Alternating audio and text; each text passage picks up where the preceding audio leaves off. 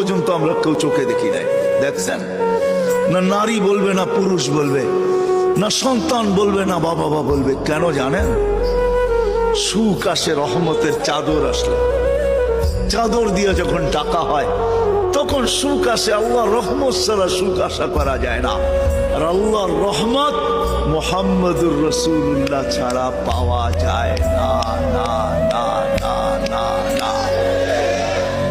যদি বলেন প্রমাণ, আল্লাহ ইঙ্গিত দিছেন, আমার বন্ধুর উপরে একবার তুই দুরূদ পড়বি, দুরূদ ওই ব্যক্তি পড়তে পারে যে আল্লাহর রসুলকে ভালোবাসে, মহাব্বত করে, আল্লাহর রসুলকে অনুকরণ করে ওই দুরূদ পড়তে পারে।